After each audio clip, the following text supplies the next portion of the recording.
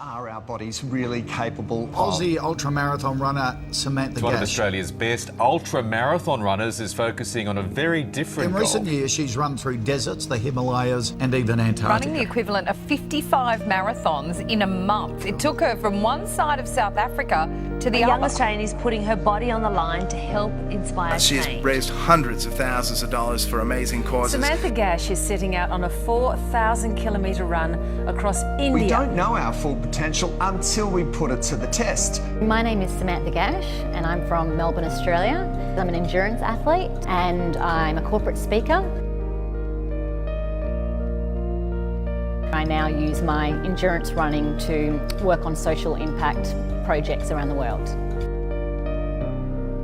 We are truly capable of so much more if we're willing to go beyond what we're comfortable with. Theoretically, I understood trying to run across India would be a huge undertaking. The reality of it is it's harder than I could ever possibly imagine.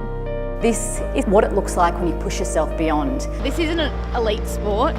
This is all mind. You do it because you want to and you believe in it. It's going to hurt. There's no point constantly suffering in your life unless you know why you're doing it. Ultramarathon running has taught me a couple of things, and one thing it's taught me is that first phase of the lead up, the preparation, is all about risk mitigating. Think of all the things that can go wrong, prep your training, work out how to get the lightest possible pack, be really resourceful.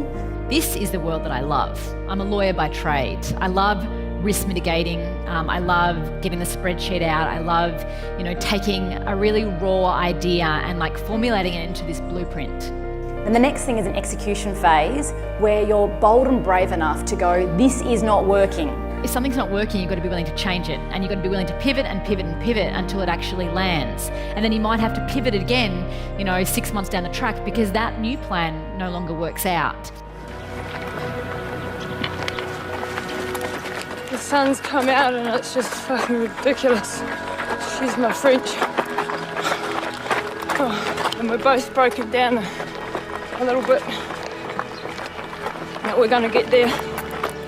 You need to take turns in partnerships and in every aspect of your life where you both have turns being the stronger, the leader, and then you each take turns also being that vulnerable person.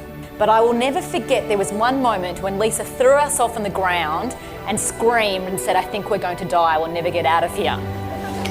And I had just been vomiting on my own shirt, but her saying to me that she was freaking out all of a sudden kind of snapped me out of my vulnerable state of being the follower. And I was like, no, we can do this, we can do it. And I grabbed her up and we kept going together.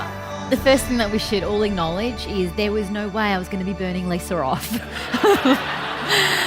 I was completely, I can't even describe that. I was really overwhelmed.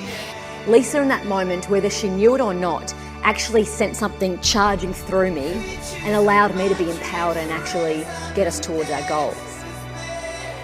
So when we're in teams, sometimes we're the leader and we think we have to show with strength, control, such certainty all the time, when the reality is the people in your team are motivated by different things at different times. Vulnerability is important because what it does is it creates trust with people. And in teams, what we're trying to do is get people to go to the edge of the world with us.